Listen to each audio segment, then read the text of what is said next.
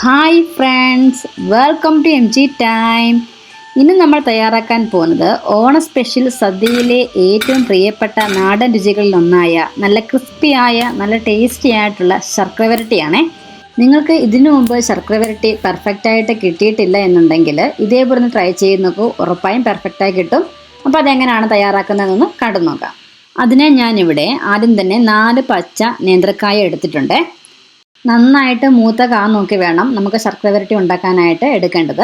ഞാനിപ്പോൾ ഇവിടെ 1 കിലോ നേന്ത്രക്കായാണ് എടുത്തിരിക്കുന്നത്. ഇനി ഈ കായുടെ തൊലി ഒന്ന് പൊളിച്ചെടുക്കണം. അതിനായിട്ട് 2 സൈഡും ഒന്ന് ആദ്യം ഒന്ന് കട്ട് ചെയ്ത് മാറ്റിയിട്ട് ഇതേപോലെ ഒന്ന് വരഞ്ഞു കൊടുത്തിട്ട് നമുക്ക് തൊലി ഒന്ന് പൊളിച്ചെടുക്കാം. നല്ല മൂത്ത കാ ആയതുകൊണ്ട് തന്നെ പെട്ടെന്ന് തന്നെ നമുക്ക് തൊലി പൊളിച്ചെടുക്കാനായിട്ട് പറ്റും. തൊലി പൊളിക്കുന്ന സമയത്ത് കയ്യിൽ കറ പറ്റാതിരിക്കാനായിട്ട് കുറച്ച് എണ്ണ ഒന്ന് പുരട്ടി കൊടുക്കുന്നത് നല്ലതായിരിക്കും. തൊലി പൊളിച്ചെടുത്ത് കഴിഞ്ഞാൽ ഇനി നമുക്ക് വേണ്ടത് ഈ കായെല്ലാം ഒന്ന് കട്ട് ചെയ്തെടുക്കണം.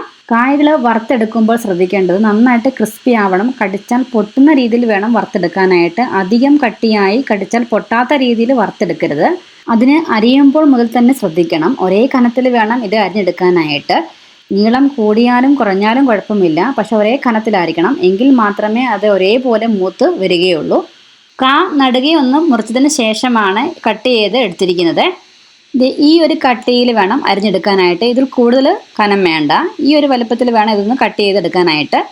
ഇനി കായെല്ലാം ഒന്ന് വറുത്തെടുക്കാനായിട്ട് ഞാനിപ്പോൾ ഇവിടെ ഉരുളിയിൽ കുറച്ച് വെളിച്ചെണ്ണ ഒഴിച്ച് കൊടുത്തിട്ടുണ്ട്. വെളിച്ചെണ്ണയിൽ വേണം നമ്മളിത് ഫ്രൈ ചെയ്തെടുക്കാനായിട്ട്.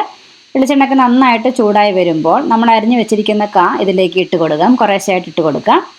ചെറു തീയിൽ വേണം നമ്മളിതൊന്ന് ഫ്രൈ ചെയ്തെടുക്കാനായിട്ട്. പുറം ഭാഗം ചെറുതായിട്ടൊന്ന് മുരിഞ്ഞു തുടങ്ങുമ്പോൾ നമുക്കിത് ഇളക്കി കൊടുക്കാം.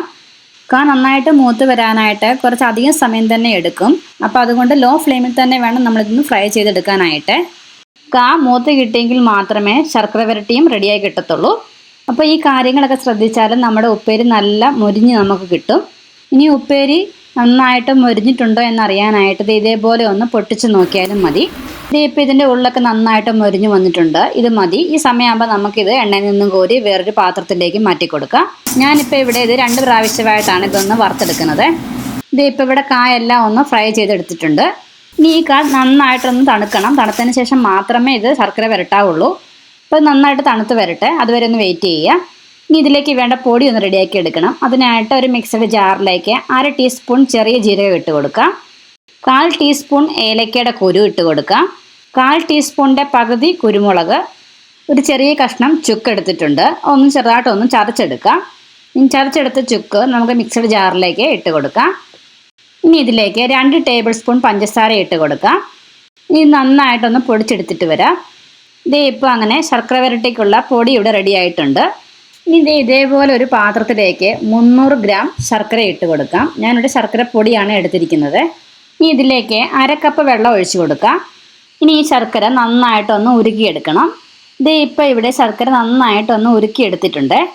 ഉരുക്കിയെടുത്ത ശർക്കര ഏത് പാത്രത്തിലാണ് നമ്മൾ ശർക്കര വരട്ടി റെഡിയാക്കുന്നത് ആ പാത്രത്തിലേക്ക് ഒന്ന് അരിച്ചൊഴിച്ച് കൊടുക്കുക.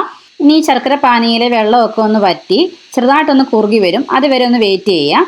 ഇപ്പോൾ ശർക്കരയൊക്കെ ചെറുതായിട്ടൊന്ന് കുറുകി ഒന്ന് ഒരു നൂൽ പരുവമായിട്ടുണ്ട്. അതേപോലെ തന്നെ ഇത് നോക്കി ചട്ടുകം പോകുന്ന പാട് നല്ല ക്ലിയർ ആയിട്ട് നമുക്ക് കാണാം ഉരുളിയിൽ. ഈ ഒരു പാകമാകുമ്പോൾ ഈ സമയത്തെ ഫ്ലെയിം ലോ ഫ്ലെയിമിൽ വെച്ചതിന് ശേഷം നമ്മൾ വറുത്ത് വെച്ചിരിക്കുന്ന ഉപ്പേരി ഇതിലേക്ക് ഇട്ട് കൊടുക്കാം. ഇനി കായെല്ലാം ശർക്കരയിൽ നന്നായിട്ടൊന്ന് മിക്സ് ചെയ്തതിന് ശേഷം ഫ്ലെയിം ഓഫ് ചെയ്ത് കൊടുത്ത് ഉടൻ തന്നെ നമ്മൾ പൊടിച്ച് വെച്ചിരിക്കുന്ന പൊടിയിൽ നിന്നും കുറേശ്ശെയായി ഇട്ട് കൊടുത്ത് ഒന്ന് മിക്സ് ചെയ്തെടുക്കാം. ഞാനിവിടെ 3 പ്രാവശ്യമായിട്ടാണ് പൊടി ഇട്ട് കൊടുക്കുന്നത്. ഈ സമയത്ത് നമ്മൾ കൈവിടാതെ ഇളക്കി കൊടുത്തുകൊണ്ടേയിരിക്കണം. ചെറുതായിട്ടൊക്കെ ഒട്ടിപ്പിടിക്കും, അത് കുഴപ്പമില്ല. നമ്മൾ ഇത് ഇളക്കി കൊടുത്തുകൊണ്ടേയിരിക്കണം കൈവിടാതെ. പാത്രത്തിൻ്റെ ചൂട് കുറയും തോറും ശർക്കര വരട്ടി പരസ്പരം ഒട്ടിപ്പിടിക്കാതെ ഉലർന്ന് വേറിട്ട് കിട്ടും. ഇപ്പം ബാക്കി പൊടി മുഴുവനായും ഇവിടെ ഇട്ട് കൊടുത്തിട്ടുണ്ട്.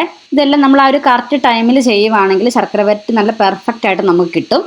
പിന്നെ ചിലർ ശർക്കര വരട്ടി ഉണ്ടാക്കുമ്പോൾ അരിപ്പൊടി ചേർക്കാറുണ്ട്. നിങ്ങൾക്ക് വേണമെന്നുണ്ടെങ്കിൽ 1 ടീസ്പൂൺ മുതൽ 2 ടീസ്പൂൺ വരെ അരിപ്പൊടി ചേർത്ത് കൊടുക്കാവുന്നതാണ് ഈ സമയത്ത്.